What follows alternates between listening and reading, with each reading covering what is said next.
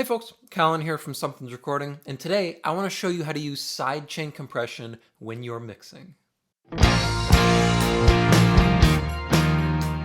going to explore a couple cool ways you can use sidechain compression today, but before we dive in, if you are ready to go a little bit deeper into the mixing process in its entirety and really start to hone your workflow as an engineer, then I have just the thing for you. It is my 7-step mixing checklist, and it's just a simple PDF that will walk you through the entire mixing process step by step to help you get professional and radio ready mixes without any more of the hassle and without any more of the guesswork. It is a completely free guide, and you can download it below using the link in the video description. Now let's jump in here and talk about sidechain compression. So we're going to go over a couple different cool ways that you can use sidechain compression, some that you've probably seen before, and maybe a couple that you've never thought about that are cool ways you can use it. They're fun ways you can use it. Sometimes they're stupid, sometimes they don't work, but sometimes they do work, and sometimes they give you that nice edge to take your mix that much further. Let me play you where this mix is currently standing so you have an idea of what we're working with before we dive into all the different techniques here. So here's our finished mix for this song. Wait, it'll be a little longer. She's coming for you. She'll get here fast as she can. Just wait, gotta be a little stronger. You'll make it all through. Don't lose sight of her head. Wait, it'll be a little longer. She's coming for you. She'll get here fast as she can. Just wait. The first way we're going to use sidechain compression is the classic way of sidechaining your bass with your kick drum. So what we're going to do here is we're going to put our compressor on our bass guitar here. Now all sidechain compression is you're sending the input signal from another track to compress one track. So for example, here with our bass, we're going to compress our bass, but the input signal is going to be our kick drum instead of our bass guitar. So we're going to compress our kick drum using the input signal from our kick drum. Now Studio One actually has a cool feature here with their sidechain that allows you to send right from the actual compressor. So you can click sidechain and then click where you want to send from. I want to send from my kick drum, and I want to send from my kick group. So it's going to be the kick level here. And all you do is click that, and then you have your sidechain set up, I believe. So if we go over here to kick level, did it make our sidechain? Yeah. So see, now we have our sidechain compressor that's sending full level to our bass guitar here. So now what we can do is if we hit play here, we're going to see the input signal from our kick drum, and we can compress our bass guitar based on that. Now compressing your bass guitar with your kick drum helps to tighten up your kick and bass relationship. So when your kick drum hits, your bass drum ducks down a little bit. And you kind of get this nice ebb and flow where your bass works right with your kick drum, and they kind of meld together to be one unit working together across your mix. So I'm going to hit play here. Oh, I'm going to pull this send down that jumped all the way up. I'm going to hit play here, and I'm going to start to tweak the settings on this compressor, and then I'm going to pull it down. We'll talk about why I'm setting the settings a certain way here. Wait, it'll be a little longer. She's coming for you. She'll get here fast as she can. Just wait, gotta be a little stronger. You'll make it all through. Don't lose sight of her head. Wait, it'll be a little longer. She's coming for you. She'll get here fast as she can. Just wait, gotta be a little stronger. You'll make it all through.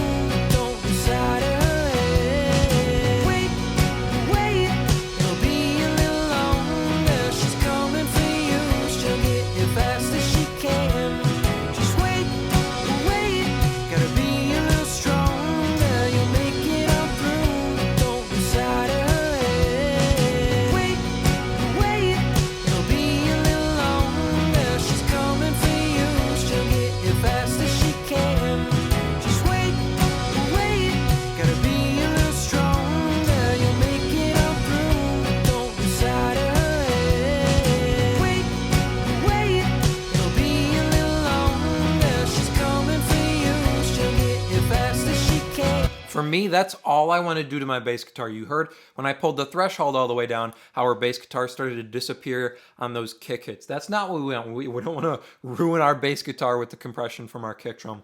All we want to do is tuck the bass guitar down just for that second when the kick drum hits.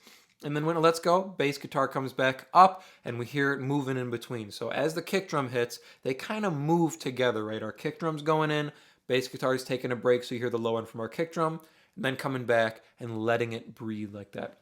I tweaked the settings here a little bit so that it would move with the kick drum. You saw when I pulled the threshold all the way down, all I did was move the attack up a little bit so it went right with our kick drum hit.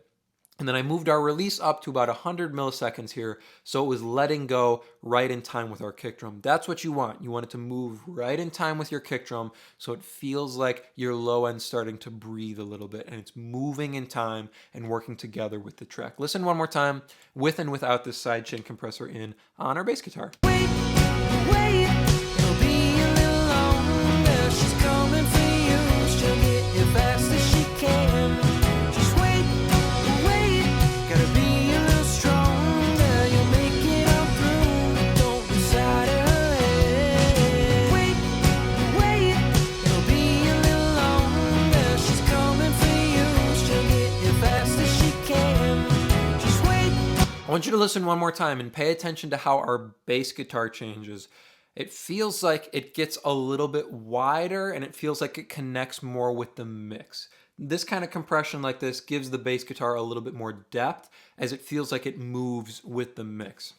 Without the compressor in, notice how the bass guitar feels flat, it feels one-dimensional, it's doing its job, but when we kick the compressor in, it starts to meld with the mix and the low end moves in time with the song. Listen one more time without, and then I'm going to kick it in, listen to how our bass changes. Wait, it'll be a little longer. She's coming for you. She'll get here fast as she can. Just wait, gotta be a little stronger. You'll make it all through.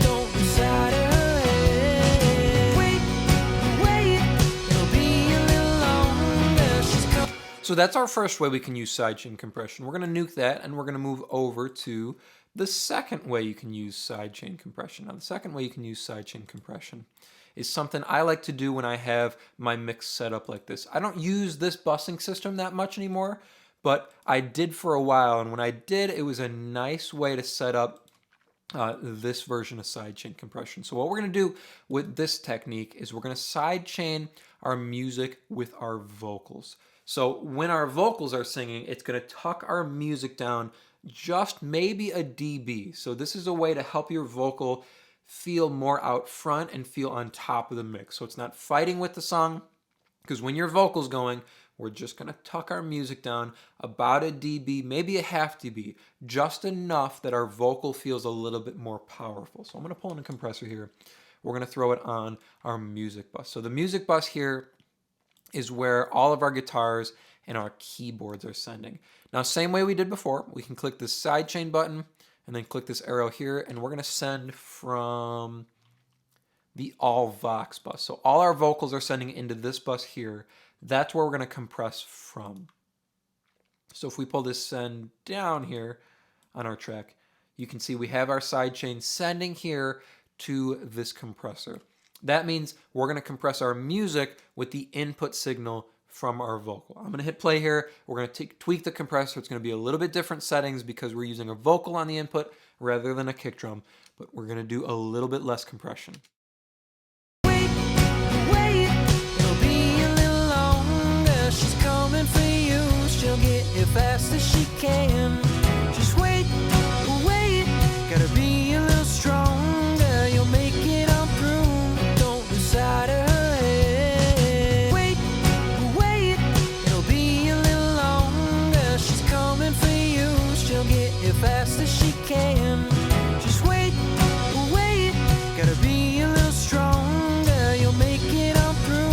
Don't lose sight of her head. Wait, it'll be a little longer. So right there, this is an easier way to get your attack and release set for your compressor when you're doing sidechain work like this.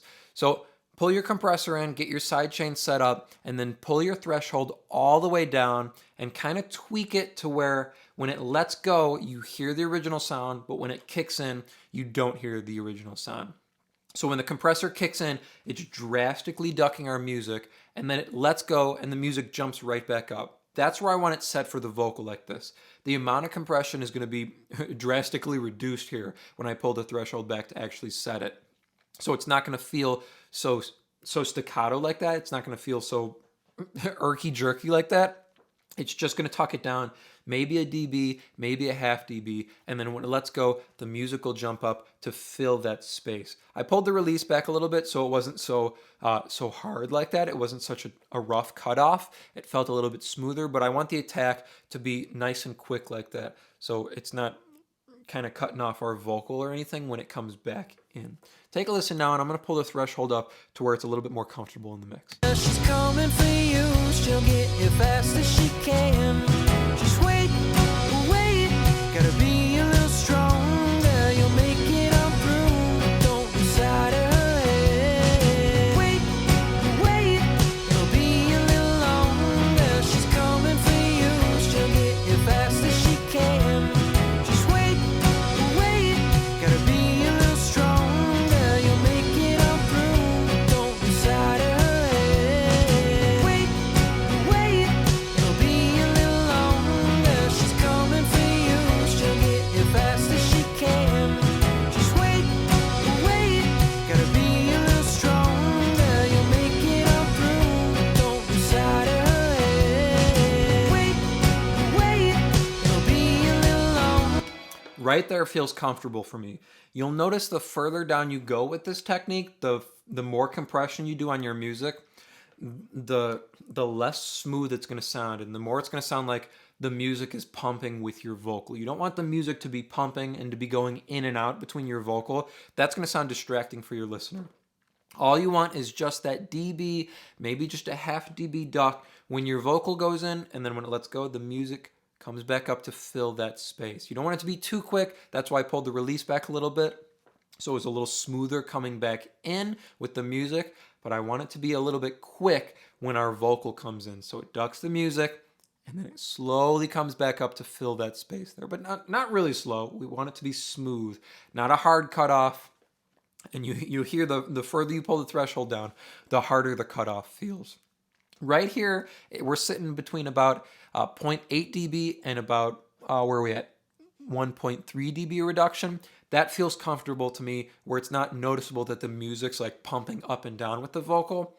It just helps the vocal to feel a little bit more out front. So take a listen here without it, and then I'm going to kick it in. Focus on how our vocal changes in relation to the music. Wait, wait, it'll be a little longer. She's coming for you, she'll get here fast as she can.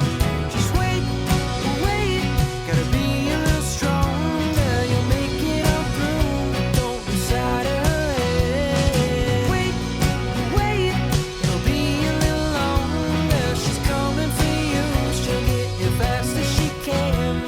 Just wait, wait, gotta be a little stronger. You'll make it on through, don't lose sight of her. It's not a huge difference with this amount of reduction. Like I said, if you go too far with this, then it starts to feel like your music is pumping in relation to your vocal. You don't want that. That's kind of distracting for your listener.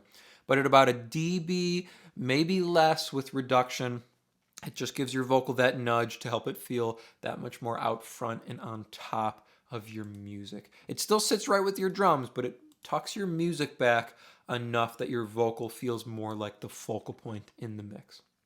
So we're going to get rid of this one now, and we're going to do our last form of sidechain compression that I like to use, and that is on stereo delay. So I'm going to solo up the vocal here, and I want you to listen to this stereo delay. Let's see here. I'm going to get rid of the reverb for the moment, and I'm just going to pull up this stereo delay, and I want you to hear how crazy it sounds when we pull it up inside our vocal here. Wait, wait, it'll be a little longer. She's coming for you, she'll get here fast as she can. Just wait, wait, gotta be a little stronger. You'll make it on through, don't lose sight of her head. A stereo quarter note delay like this is very tough to pull up in the mix because of how distracting it can be and how messy it can make your vocal. That's where sidechain compression can come into play. So after our delays here, I'm going to pull in a compressor. And we're going to do our same technique as before. So we'll click our sidechain here, and then we're going to send from our lead vocal here. So we're going to compress our delay with our lead vocal. So what that means is when the vocal's actually happening, when the lead vocal's happening, our delay is going to be ducked down. And then when our lead vocal stops, when there's a space, a break, then our delay, our quarter note delay, will come up to fill that space. This prevents your vocal delay, your stereo delay, from being messy and covering up your lead vocal. It allows it to fill the spaces in between your lead vocal without it muddying up everything else. So we're going to hit play here on our delay, and we're going to start to tweak the compressor a little bit. Wait, it'll be a little longer. She's coming for you. She'll get here fast as she can.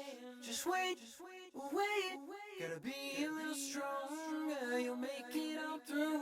Don't lose sight of her head. Wait, it'll be a little longer. She's coming for you. She'll get here fast as she can. Just wait.